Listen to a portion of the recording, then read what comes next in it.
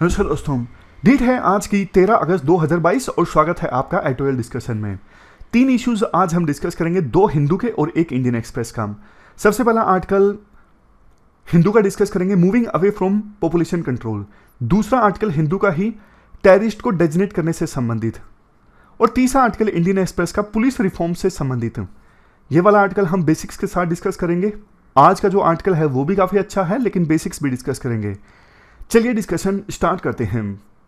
First important article moving policy away from population control से संबंधित है। आप जीएस पेपर 1 के इस टॉपिक से आर्टिकल को रिलेट कर सकते हो। देखो, इंट्रोडक्शन में आर्टिकल में कहा जाता है, यूनाइटेड नेशंस की वर्ल्ड पॉपुलेशन प्रोस्पेक्ट्स 2022 रिपोर्ट के अनुसार 2023 में चाइना को पीछे छोड़ के इंडिया पूरे वर्ल्ड में सबसे ज़्यादा पॉपुलेशन वाला देश बन जाएगा। 2023 में यानी अगले साल इंडिया की जनसंख्या हो जाएगी 140 करोड़। 1947 में जितनी हमारी जनसंख्या थी ना, उससे 4 गुना ज़्यादा। 1947 में हमारी जनसंख्या कितनी थी? 34 करोड़। अभी देखो, हम पॉपुलेशन ग्रोथ में जो स्टेजेस होते हैं ना, तीसरे नंबर की स्टेज पे हैं। आप ये स्लाइड देखिए, आज के समय में हमारे देश की पॉपुलेशन ना तीसरे स्टेज पे है, यानी अब स्टेबल हो रही है। चौथी स्टेज में जब हमारे देश की पॉपुलेशन ग्रोथ एंटर करेगी, तब तो पॉपुलेशन कम होनी स्टार्ट हो जाएगी, बढ़ने के बजाय। आप ये प्रेडिक्शन देख सकते हैं। 1990 में चाइना की पॉपुलेशन थी 114 करोड़ और इंडिया की 86 करोड़ के आसपास। लेकिन देखो, पिछले 30 सालों में चाइना ने जहां अपनी वन चाइल्ड पॉलिसी की सहायता से अपनी पॉपुलेशन को स्टेबलाइज कर लिया और इंडिया की पॉपुलेशन काफ़ी ज़्यादा बढ़ गई। चाइना की पॉपुलेशन 2022 में है 142 करोड़ और इंडिया की 141 करोड़। अगले साल हम चाइना से आगे निकल जाएंगे। 2050 जब आएगा तो इंडिया की पॉपुलेशन हो जाएगी 166 करोड़ के आसपास और उस समय चाइना की पॉपुलेशन होगी सिर्फ 131 करोड़। आज के समय में इंडिया की जो पॉपुलेशन है ना, पूरी वर्ल्ड की पॉपुलेशन का ऑलमोस्ट 17.5% है। देखो, पिछले 75 सालों की जर्नी में ना, मतलब आज़ादी मिले 75 ईयर्स पूरे हो चुके हैं, काफ़ी बदलाव आ चुका है पॉपुलेशन ग्रोथ के मामले में। 1960s में इंडिया की पॉपुलेशन ग्रोथ रेट 2% से ऊपर थी पर ईयर, लेकिन 2025 आते आते इंडिया की पर ईयर जो पॉपुलेशन ग्रोथ है ना, वो 1% के आसपास हो जाएगी।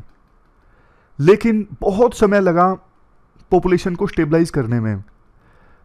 अब देखो, बेशक टोटल फर्टिलिटी रेट 2 के आसपास है, पॉपुलेशन हमारे देश की स्टेबलाइज हो रही है, लेकिन अभी तो फिर यूथ पॉपुलेशन काफ़ी ज़्यादा है ना, तो मतलब पॉपुलेशन बढ़ती रहेगी लेकिन कम गति से बढ़ेगी।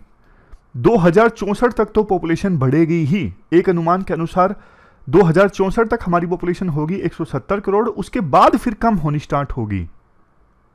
पिछले ही साल नेशनल फैमिली हेल्थ सर्वे का डेटा आया था, जिसके अनुसार अब हमारे देश में जो टोटल फर्टिलिटी रेट है ना, 2 पहुंच गई है। टोटल फर्टिलिटी रेट का 2 पहुंचना मतलब देखो, ये तो रिप्लेसमेंट लेवल फर्टिलिटी से भी कम है। जब देखो fertility rate replacement level fertility पर पहुंच जाती है ना, यानी 2.1 हो जाती है, तो उसका मतलब पॉपुलेशन ग्रोथ जो है वो स्टेबलाइज हो जाती है। आप ध्यान दीजिए, कंफ्यूज मत होइएगा। जब टोटल फर्टिलिटी रेट 2.1 हो जाती है तो इसे कहा जाता है रिप्लेसमेंट लेवल फर्टिलिटी। तब ऐसा नहीं है कि पॉपुलेशन स्टेबलाइज हो जाती है। पॉपुलेशन तो कुछ और समय के लिए बढ़ती रहती है, लेकिन पॉपुलेशन जो ग्रोथ है ना, वो स्टेबलाइज हो जाती है। जैसे इंडिया की अभी फर्टिलिटी रेट 2 हो गई है, ऐसा नहीं है कि अभी जितनी पॉपुलेशन है इंडिया की उतनी ही रहेगी, नहीं, ग्रोथ स्टेबलाइज हो गई। पॉपुलेशन तो थोड़ा और समय के लिए बढ़ती रहेगी, फिर कम होना स्टार्ट होगी। वैसे देखो, ये भी एक बड़ी अचीवमेंट है। बड़ी अचीवमेंट इसलिए है क्योंकि जब देश आज़ाद हुआ था ना 1950s में, उस समय टोटल फर्टिलिटी रेट 6 के आसपास थी और अब 2 हुई है। अभी भी बहुत सारे राज्य ऐसे हैं जहां पे टोटल फर्टिलिटी रेट रिलेटिवली ज़्यादा है। जैसे देखो, उत्तर प्रदेश, बिहार, झारखंड, मणिपुर, मेघालय, रीजन्स ये हैं। यहाँ पर ना अभी भी इलिटरेसी काफ़ी ज़्यादा है, चाइल्ड मैरिज काफ़ी ज़्यादा होती है, 5 से कम एज में बच्चों की बहुत ज़्यादा डेथ हो जाती है, तो इसलिए पेरेंट्स की टेंडेंसी रहती है ज़्यादा बच्चों को जन्म दिया जाए, क्योंकि डर ये है कुछ बच्चों की तो डेथ हो जाएगी जैसे जैसे वो बड़ा होंगे। पुराने समय में यही तो सोच होती थी, तभी तो पुराने समय में ज़्यादा बच्चे पैदा करते थे लोग। एक दिक्कत और भी है, ये जो राज्य है ना जहाँ पर अभी भी टोटल फर्टिलिटी रेट ज़्यादा है, बिहार, उत्तर प्रदेश, झारखंड, इन राज्यों में ना महिलाओं की ना अपनी लाइफ में डिसीजन मेकिंग में से बहुत कम है, मतलब वो अपने फैसले खुद से नहीं ले पाती।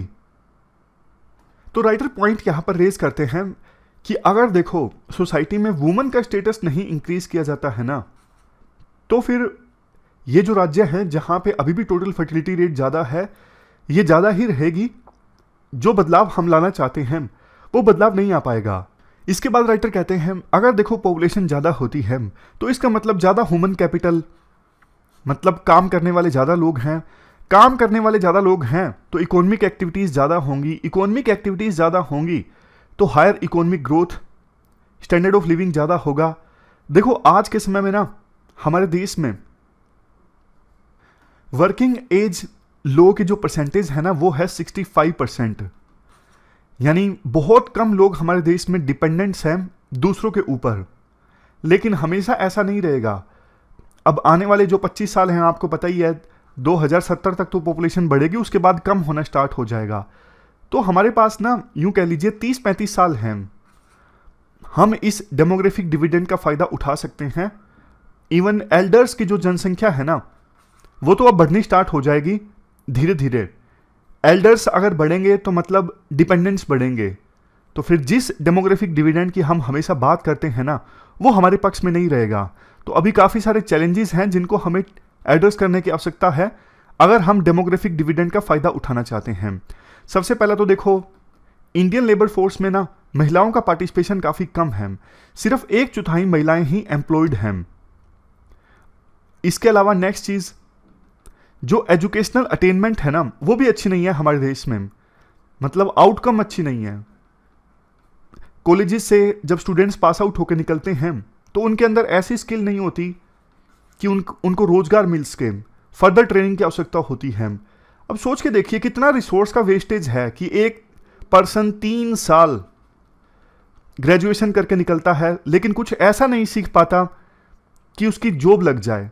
फिर 3 ग्रेजुएशन करने के बाद फिर वो कुछ एक्स्ट्रा कोर्स करता है किसी पर्टिकुलर फील्ड से संबंधित, तब जाके उसको रोजगार मिलता है। तो 3 साल फायदा क्या हुआ फिर कॉलेज में? देखो आप बोल सकते हो कि कॉलेज का मतलब सिर्फ ये नहीं है रोजगार, कॉलेज का मतलब सीखना भी है। वो सब चीज़ें देखो हैं, मैटर करती हैं।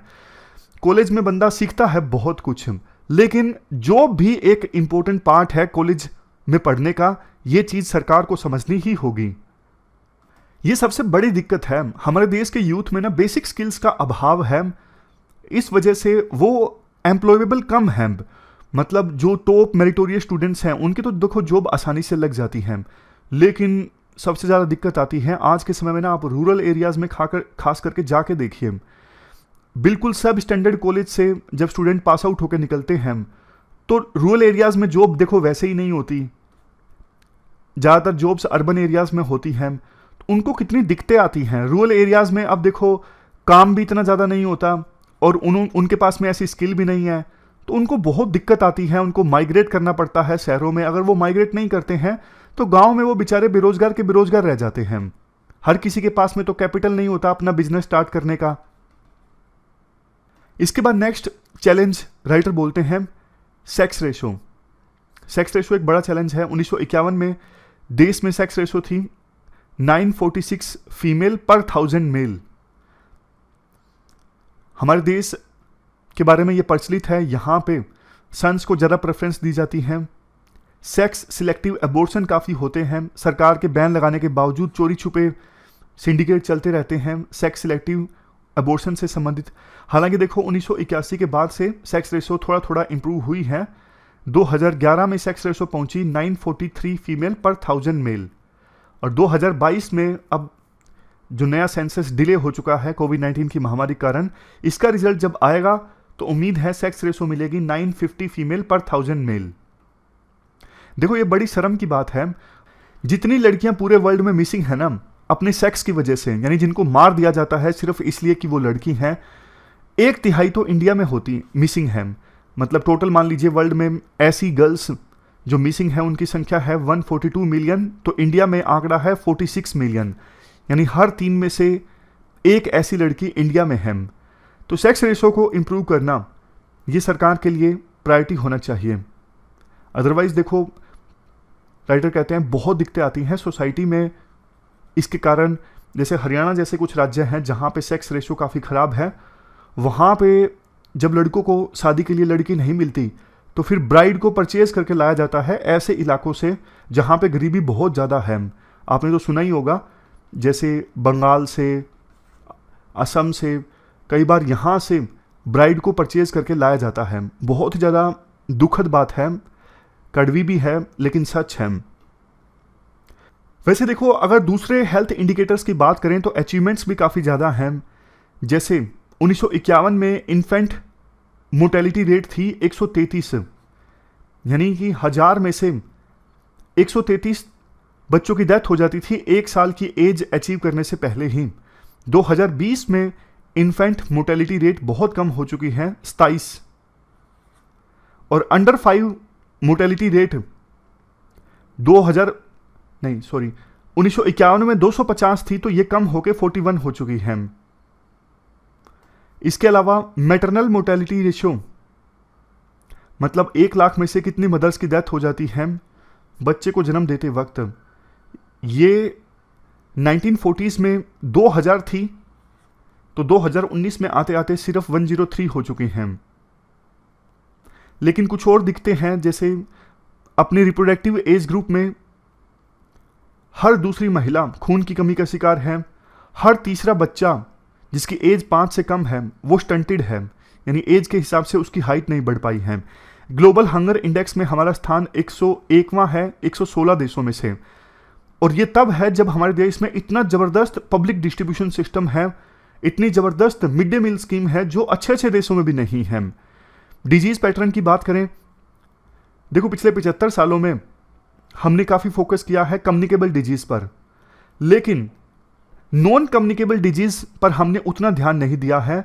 लेकिन आज के समय में देश में टोटल जितनी डेथ्स होती है ना, मोर देन 62% तो नॉन कम्युनिकेबल डिजीज़ की वजह से होती हैं।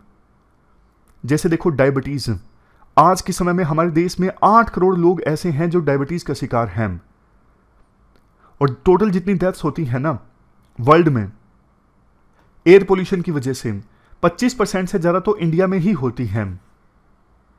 पूरे वर्ल्ड में जितनी डेथ्स होती हैं नॉन कम्युनिकेबल डिजीज़ की वजह से सबसे ज़्यादा इंडिया में ही होती हैं। और वैसे देखो, इंडिया का जो हेल्थ केयर इंफ्रास्ट्रक्चर है ना बहुत ज़्यादा पुअर है। सरकार सिर्फ 1 से लेके 1.5% ऑफ जीडीपी हेल्थ पर खर्च करती है, दूसरे देशों की अपेक्षा करती है काफ़ी कम है। लास्ट में अब कंक्लूजन में राइटर बोलती हैं, इंडिया देखो एक यंग नेशन है, अभी भी 50% पॉपुलेशन हमारे देश में ऐसी है जिनकी एज 25 से कम है। लेकिन अब धीरे धीरे क्योंकि पॉपुलेशन स्टेबलाइज हो रही है, एल्डरली जो पॉपुलेशन है उनकी संख्या भी अब इंक्रीज होगी। 2050 आते आते एल्डरली लोगों की जो पॉपुलेशन है ना एल्डर्स की, वो 12% तक पहुंच जाएगी।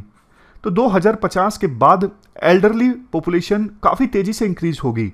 इसलिए अभी से हमें इन्वेस्टमेंट करके रखनी चाहिए उनके लिए, ताकि उस समय जब एल्डरली पॉपुलेशन इंक्रीज होगी तब दिक्कत ना आए। तो इसके लिए सोशल इंफ्रास्ट्रक्चर होना चाहिए, हेल्थ केयर सपोर्ट सिस्टम होना चाहिए, पेंशन सिस्टम अच्छा होना चाहिए। कुल मिला के अब कह सकते हो कि हम उस स्टेज पे आ चुके हैं जब पॉपुलेशन को स्टेबलाइज करने के लिए सरकार को चिंता नहीं करनी चाहिए, वो तो अपने आप हो ही रही है, लेकिन जो हो रहा है उससे निपटने के लिए सरकार पहले से तैयारी करके रखे, इस पर सरकार का फोकस होना चाहिए। तो ये पूरा आर्टिकल हमने डिस्कस किया moving away from population control से संबंधित। चलते हैं आगे। इसके बाद नेक्स्ट जो आर्टिकल है वो टेररिज्म से संबंधित है। आप जीएस पेपर 3 के इस टॉपिक से आर्टिकल को रिलेट कर सकते हो। क्या कंटेस्ट है? देखो, जैसे मोहम्मद जो एक आतंकी संगठन है, उसके एक आतंकवादी हैं राउफ असगर, ये ग्लोबल टेररिस्ट हैं। जो मसूद अजहर नहीं है जिनको छुड़वाया गया था एक विमान को अपहरण करके, उनके छोटे भाई हैं ये राउफ असगर। हुआ क्या, इंडिया इस टेररिस्ट को यूनाइटेड नेशंस सिक्योरिटी काउंसिल के 1267 कमेटी में लिस्ट करवाना चाहता था। सिक्योरिटी काउंसिल में 15 में से 14 मेंबर्स ने इंडिया का साथ दिया, लेकिन चाइना ने अपनी वीटो का यूज कर लिया और इस आतंकवादी को यूनाइटेड नेशंस सिक्योरिटी काउंसिल की 1267 कमेटी की लिस्ट में नहीं करवाया जा सका, मतलब टेररिस्ट डेजिनेट नहीं करवाया जा सका इस आतंकवादी को। अब देखो, ये एक और कांटा है इंडिया और चाइना रिलेशंस में। एलएसी पर विवाद है, आपको पता है। 16 राउंड्स की बातचीत हो चुकी है, कोई समाधान नहीं निकला है। अभी भी इंडिया और चाइना की जो फोर्सेस हैं वो आमने सामने हैं। ये कौन है? राउफ असगर। यूपीएससी पूछने नहीं वाली है किसी भी कीमत पर। ये मसूद अजहर का छोटा भाई है। IC-814 विमान को अपहरण किया गया था ना, सारी प्लानिंग इसी ने की थी। पार्लियामेंट पर अटैक हुआ था, उसमें भी इसका रोल था। बस इतनी इंफॉर्मेशन बहुत है इस टेररिस्ट के बारे में, बायोग्राफी नहीं पढ़नी ना हमें। तो अब देखो, इस आर्टिकल में ना दो चीज़ें इंपॉर्टेंट है, एक इंडिया चाइना, दूसरा टेररिज्म। इंडिया चाइना रिलेशंस में ये इंपॉर्टेंट पॉइंट है कि चाइना ना बार बार आतंकवादियों को डेजिनेट होने से रोकता है। जैसे मसूद अजहर को डेजिनेट करने की बात आई थी, तब भी चाइना बार बार रोड़ा अटकाता था। चाइना को पता है टेररिज्म इंडिया के लिए एक बहुत सीरियस इशू है। इतने लोगों की जाने जाती हैं कश्मीर में, दूसरे हिस्सों में इतने हमारे जवान शहीद होते हैं, तो ये इशू इंडिया के लिए काफ़ी इमोशनल है। बट चाइना इंडिया की सेंसिटिविटीज़ को समझता नहीं है। अब हाल ही में मैरीटाइम स्फीयर में भी दोनों देशों के बीच टकराव देखने को मिला। चाइना का एक सैटेलाइट ट्रैकिंग शिप श्रीलंका के हम्बनतोटा पोर्ट पर आने वाला था, तो इंडिया ने क्लियर कर दिया कि ये शिप नहीं आना चाहिए आपके पोर्ट पर चाइना का। तो इस पर दोनों में टकराव देखने को मिला। कोविड-19 के बाद बायलैटरल ट्रेड तो रिकवर कर रहा है, लेकिन चाइना की जो कंपनीज है ना, ये ओप्पो वगैरह, इनके ऊपर इंडिया की एजेंसीज की काफ़ी रेड्स देखने को मिली, ईडी की और इनकम टैक्स की। तो अब देखो, चाइना और इंडिया के रिलेशंस में ना ट्रस्ट जो है ना काफ़ी कम है। 2 महीने पहले एक और टेररिस्ट हैं जिसका नाम है अब्दुल रहमान मक्की, ये लश्कर तोयबा का है, डिप्टी चीफ है। इसको भी चाइना ने डेजिनेट होने से रोक दिया था। इसके बाद राइटर बोलते हैं इंडिया को देखो कोशिश अपनी जारी रखनी चाहिए, इंडिया के लिए काफ़ी ज़्यादा इंपॉर्टेंट है। ये जो टेररिस्ट है ना, मक्की है या फिर असगर है, इनको टेररिस्ट डेजिनेट करवाना सिक्योरिटी काउंसिल की कमेटी में, कमेटी का नाम है 1267 कमेटी। अब देखो, कई बार ना इस प्रकार की कमेटीज़ के नाम यूपीएससी पूछ लेती हैं कि 1267 सैंक्शन कमेटी सिक्योरिटी काउंसिल की किससे संबंधित है, तो टेररिस्ट को डेजिनेट करने से संबंधित है। तो क्या करना चाहिए इंडिया को? इंडिया को देखो ज़्यादा से ज़्यादा देशों का सपोर्ट हासिल करना चाहिए ताकि चाइना पर एक प्रेशर बने। अभी सिक्योरिटी काउंसिल में तो 14 देशों ने इंडिया का साथ दिया, सिर्फ चाइना ने विरोध किया इंडिया का, लेकिन चूंकि चाइना के पास वीटो पावर है तो इंडिया कुछ नहीं कर सका। इंडिया को कोशिश करनी चाहिए कि जिन टेररिस्ट को डेजिनेट करवाना है उसमें कोई अपनी वीटो पावर का इस्तेमाल ना कर सके, और टेररिस्ट डेजिनेट करवाने का जो प्रोसीजर है वो इतना ज़्यादा डिफिकल्ट ना हो। नेक्स्ट, ओपन डायलॉग भी स्टार्ट किए जा सकते हैं चाइना और पाकिस्तान के साथ। पाकिस्तान को कन्विंस करवाया जा सकता है कि देखो भैया, फाइनेंशियल एक्शन टास्क फोर्स ने बेशक डिसाइड कर लिया है कि आपको ग्रे लिस्ट से बाहर निकाला जाए, लेकिन आप इस प्रकार से आतंकवादियों को शरण देते रहोगे तो आपको ही नुकसान होगा। तो इस प्रकार से संवाद स्टार्ट किया जा सकता है पाकिस्तान और चाइना के साथ। हालांकि देखो, बहुत ज़्यादा ही आइडियलिज्म वाला ये पॉइंट है, कहना आसान होता है। संवाद तो पाकिस्तान के साथ न जाने कितनी बार स्टार्ट किया ही है इस इशू पर, लेकिन ये पाकिस्तान के हित में है। आतंकवादियों को शरण देना वो इंडिया को तोड़ना चाहता है, लेकिन लॉन्ग टर्म पर्सपेक्टिव से नहीं समझता पाकिस्तान चीज़ें। ये नहीं सोचता वो कि इस चक्कर में पाकिस्तान खुद ही पूरी तरह से तबाह हो रहा है। जैसे तालिबान का एग्जाम्पल लीजिए, तालिबान को उसने सपोर्ट किया, लेकिन तालिबान जब से सत्ता में आया है, तहरीक तालिबान कितना एक्टिव हो गया है पाकिस्तान में। यूं कह रहे हैं कि स्वात वाली में तो, पाकिस्तान की जो स्वात वैली है ना, उसमें तो तहरीक तालिबान के जो आतंकवादी हैं ना, एक बड़े एरिया पर उन्होंने फिर से कब्जा कर लिया है। पहले तो पाकिस्तान सीधा सीधा बोल देता था कि अफगानिस्तान में जो सरकार है वो इंडिया के पक्ष में है, इसलिए इंडिया की खुफिया एजेंसी पाकिस्तान में टेररिज्म फैलाती हैं।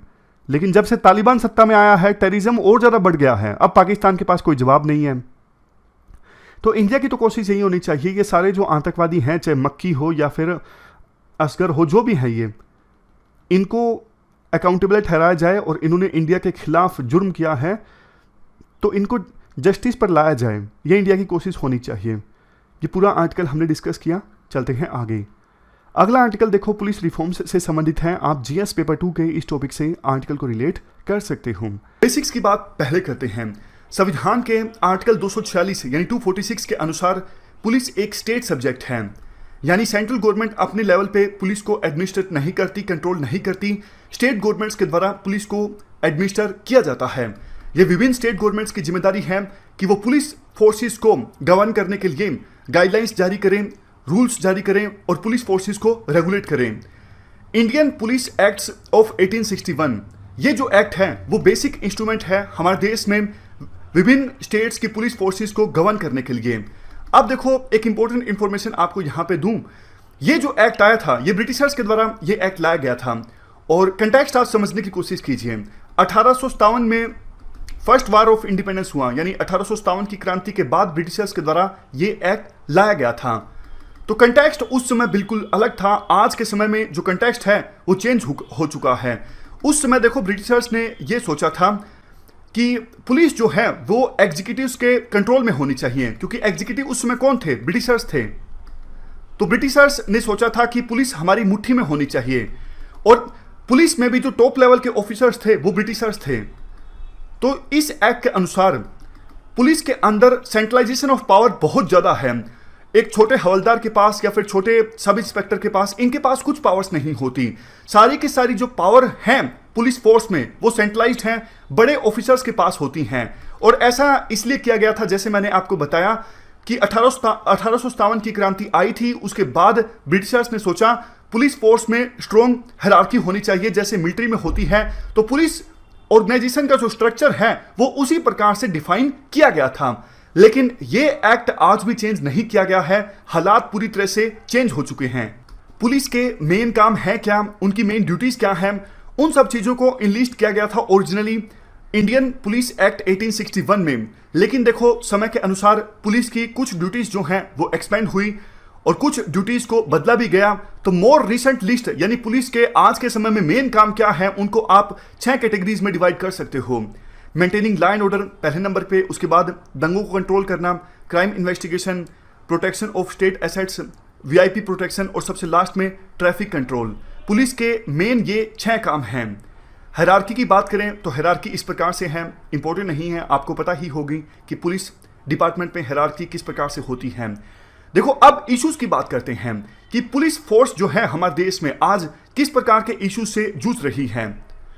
सबसे पहला इश्यू तो यही है, जो जिस एक्ट की हमने बात की, इंडियन पुलिस एक्ट 1861, बहुत पुराना हो चुका है। इवन दूसरे act IPC, CrPC, Indian evidence act, ये सब जो एक्ट्स हैं जिनके बेस पे पुलिस फोर्स चलती है, ये सारे एक्ट्स पुराने हो चुके हैं। लेकिन आवश्यक बदलाव नहीं लाए गए हैं समय के अनुसार इन एक्ट्स में।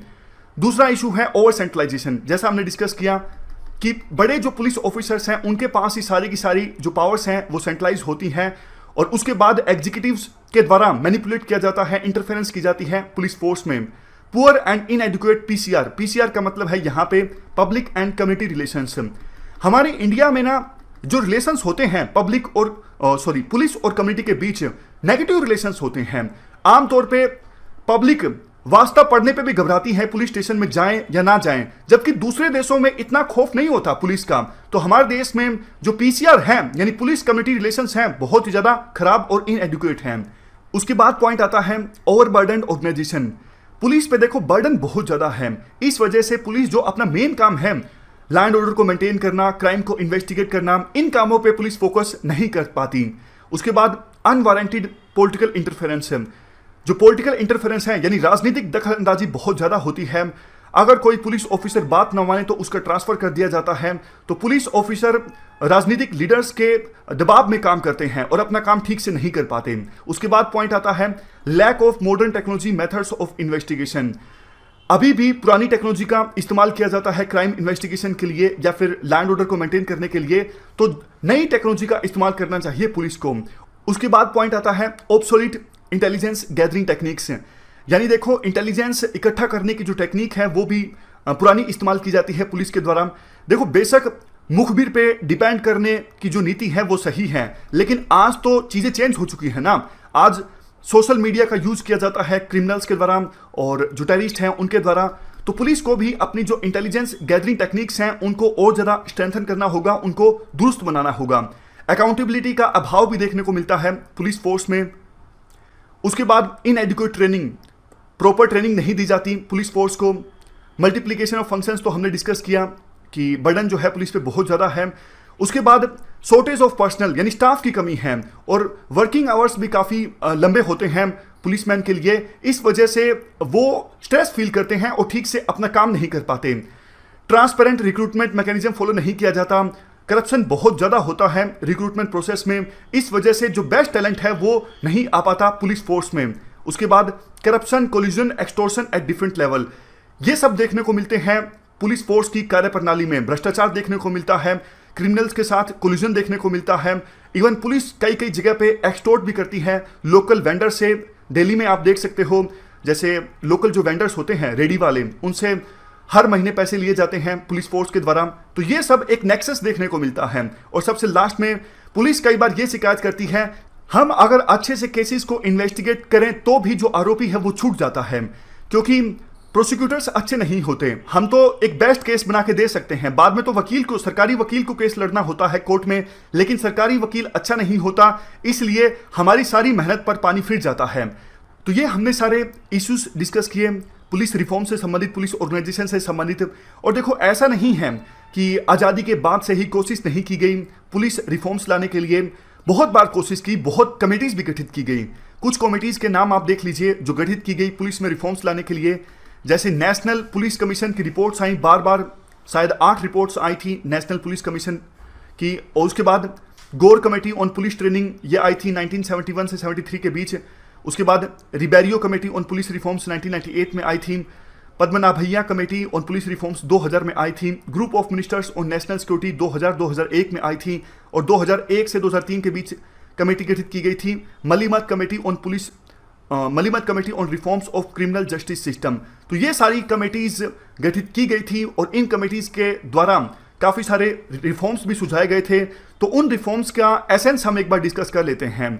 ऑलमोस्ट इन सभी कमेटीज के द्वारा कुछ मुख्य बातें इस प्रकार से बोली गई, जैसे पॉलिटिकल इंटरफेरेंस को कम किया जाए, मिटिगेट किया जाए, ताकि पुलिस इंडिपेंडेंट रूप से फेयर एंड ट्रांसपेरेंट मैनर में काम कर सके।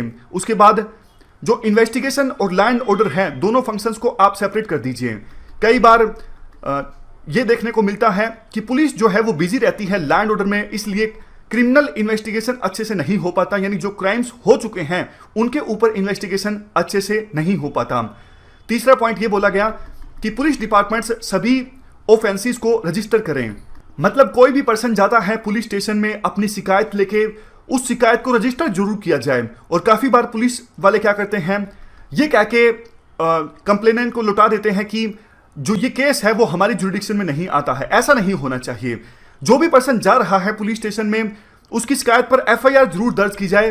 अगर पुलिस को लगता है कि ये जो केस है हमारी जुरिडिक्शन में नहीं आता, तो एक पुलिस स्टेशन के द्वारा उस केस को ट्रांसफर कर दिया जाए दूसरे पुलिस स्टेशन में, लेकिन कंप्लेनेंट को वापस नहीं लौटाया जाए खाली हाथ। उसके बाद कई बार पुलिस कस्टडी में जो डेथ हो जाती है या फिर रेप के आरोप लगते हैं, तो अगर ऐसी केसेस सामने आते हैं तो जुडिशियल इंक्वायरी होनी चाहिए ऐसे केसेस पर। उसके बाद प्रिवेंटिंग पुलिस टॉर्चर को रोकने के लिए काफ़ी सारे कदम सुझाए गए थे वेरियस कमेटीज के द्वारा। रिकॉर्डिंग ऑफ स्टेटमेंट्स, विटनेस की जो स्टेटमेंट्स हैं उनको वैसे का वैसा रिकॉर्ड करने के बजाय पुलिस क्या कर सकती है, जो इंपॉर्टेंट फैक्ट्स हैं उनको रिकॉर्ड करें। यानी विटनेस के द्वारा जो इंपॉर्टेंट फैक्ट्स बताए जाते हैं उनको रिकॉर्ड किए जाएं पुलिस के द्वारा, और उन फैक्ट्स की एक जो कॉपी है वो विटनेस को दी जाए।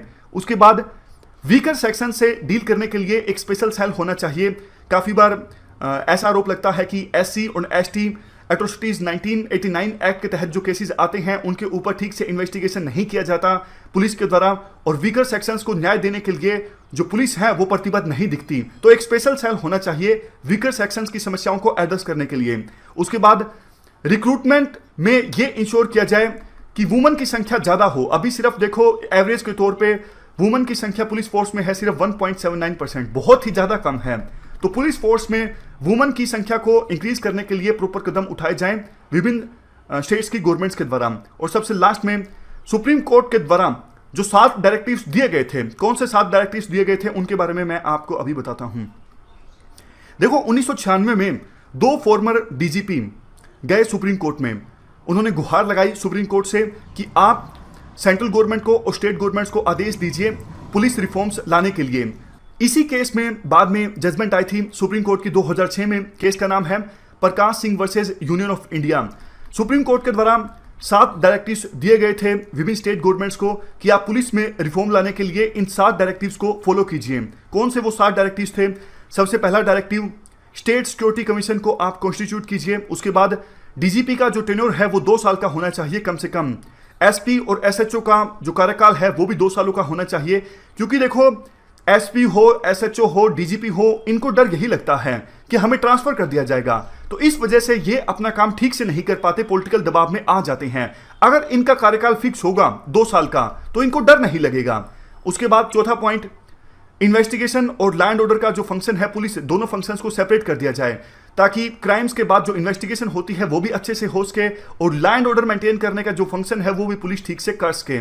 5वें नंबर पे पुलिस इस्टेब्लिशमेंट बोर्ड को सेटअप किया जाए। 6ठे नंबर पे पुलिस कंप्लेंट्स अथॉरिटी सेटअप की जाए स्टेट लेवल पे भी और डिस्ट्रिक्ट लेवल पे भी, ताकि जनता की जो शिकायत है पुलिस के अगेंस्ट उन शिकायतों को रजिस्टर करवाया जाए रेलेवेंट अथॉरिटीज के पास। और सबसे लास्ट में नेशनल सिक्योरिटी कमीशन इस्टेब्लिश किया जाए सेंट्रल लेवल पे। तो ये 7 डायरेक्टिव्स दिए गए थे सुप्रीम कोर्ट के द्वारा विभिन्न स्टेट गवर्नमेंट्स को 2006 में। केस का नाम था Prakash Singh versus union of India. अब देखो सुप्रीम कोर्ट के इन डायरेक्टिव्स को इंप्लीमेंट नहीं किया गया है विभिन्न स्टेट गवर्नमेंट्स के द्वारा। सुप्रीम कोर्ट ने एक कमेटी भी गठित की थी केटी थॉमस की अध्यक्षता में, जो जज थे, कि आप देखिए क्या हमारे डायरेक्टिव्स को फॉलो किया जा रहा है या नहीं। तो केटी थॉमस की कमेटी ने यह कहा कि आपके सुप्रीम कोर्ट को कहा कि आपके डायरेक्टिव्स को फॉलो नहीं किया जा रहा है। डीजीपी को 2 साल का कार्यकाल ना देना पड़े, इसके लिए विभिन्न स्टेट गवर्नमेंट्स कई बार क्या करती हैं, कार्यकारी डीजीपी अपॉइंट करती हैं, यानी कि वर्किंग डीजीपी। जैसे कि मैं आपको एग्जांपल देता हूं, कोई डीजीपी रिटायर हुआ, उसके बाद नंबर किसी और का है, लेकिन कोई स्टेट गवर्नमेंट अपनी किसी फेवरेट ऑफिसर को डीजीपी के पद पर अपॉइंट करना चाहती है, तो उसे एक बार के लिए वर्किंग डीजीपी इस्टेब्लिश कर दिया जाएगा। तो इसका फायदा क्या होता है, एक तो जो सीनियर ऑफिसर्स हैं उनको इग्नोर किया जा सकता है, दूसरा कभी भी हटाया भी जा सकता है। बाद में स्टेट गवर्नमेंट ये बहाना मार सकती है।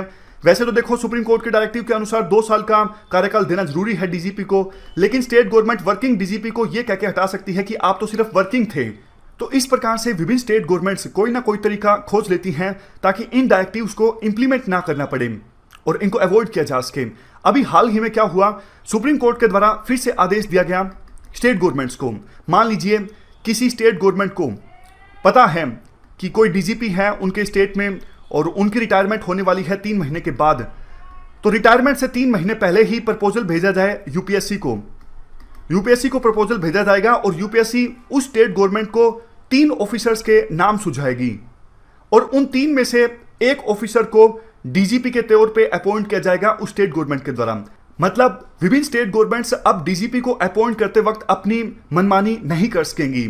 तो सुप्रीम कोर्ट का अगर डायरेक्टिव को फॉलो किया जाता है तो डीजीपी को रिटायर होने से 3 महीने पहले ही उनको प्रपोजल भेजना होगा यूपीएससी को। यूपीएससी उस स्टेट गवर्नमेंट को 3 नाम सुझाएगी और उन 3 पर्सन्स में से किसी एक पर्सन को डीजीपी के तौर पे अपॉइंट करना होगा। तो इस प्रकार से देखो हमने पुलिस रिफॉर्म से संबंधित बेसिक्स डिस्कस कर लिए है। देखो अब आज के आर्टिकल की तरफ आते हैं। ये आर्टिकल लिखा गया है मीरन चड्डा के द्वारा, ये पुणे की पुलिस कमिश्नर रह चुकी हैं। ये कहती हैं देखो जहां एक तरफ सेंट्रल एजेंसीज को मजबूत किया जा रहा है जैसे ED, CBI, income tax, police को एज ए इंस्टीट्यूशन अब धीरे धीरे खत्म किया जा रहा है। पुलिस स्टेशन में देखिए क्या होता है, लोकल पॉलिटिशियन अपनी पसंद से पुलिस एसएचओ को नियुक्त करवाते हैं कि वो मेरी पसंद का होना चाहिए, और अगर देखो वो पुलिस इंस्पेक्टर सब कुछ सही कर देगा तो फिर लोकल एमएलए या फिर एमपी के पास कौन जाएगा डिवाइन इंटरवेंशन के लिए, यानी मदद मांगने के लिए। तो इसलिए जो लोकल पॉलिटिशियन होते हैं वो अपनी पसंद के पर्सन को नियुक्त करवाते हैं लोकल पुलिस स्टेशन में, और वो पुलिस एसएचओ या फिर inspector regularly for example her month पैसे देके आता है लोकल पॉलिटिशियन को, और ये पैसा पुलिसमैन कहां से इकट्ठा करता है आपको भी पता है। लोकल जो रेडी वाले होते हैं उनको मार के पीट के ट्रेडर से, या फिर लोकल बार ओनर है, बिजनेसमैन है, उनसे ये पैसा पुलिस के द्वारा इकट्ठा किया जाता है। दो लोगों के बीच में लड़ाई हो गई, डिस्प्यूट हो गया, डिस्प्यूट को सेटल डाउन किया जाएगा, दोनों से पैसे ले लिए जाएंगे, एक्यूज से भी और विक्टिम से भी।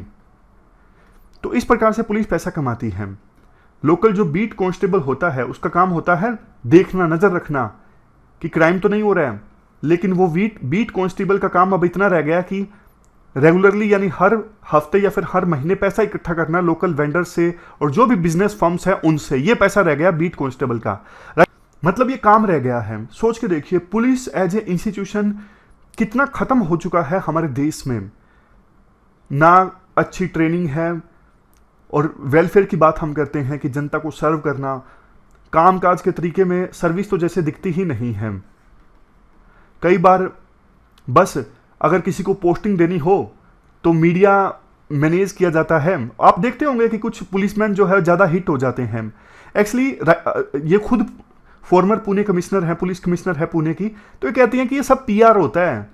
न्यूज़पेपर में 2-3 खबर छपवा दी कि हाँ ये पुलिस ऑफिसर काफ़ी अच्छा है, अपने काम के लिए जाना जाता है, और 2-3 वीडियो वायरल करवा दिए, सब पीआर होता है। जनता की आंखों में ना धूल झोंकने का एक तरीका होता है। बाद में फिर उस पुलिस ऑफिसर से अपनी पसंद के काम करवा दिए जाते हैं।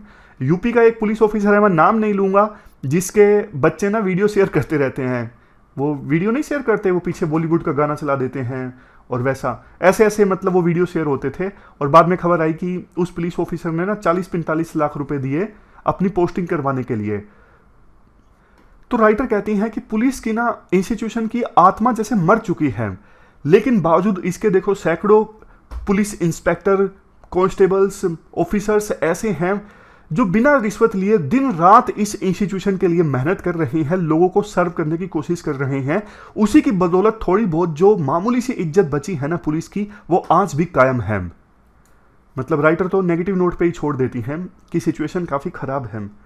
तो ये पूरा आर्टिकल हमने डिस्कस किया पुलिस फंक्शनिंग से संबंधित। हमारी आज की इस डिस्कशन में इतना ही है। Thank you very much for discussion.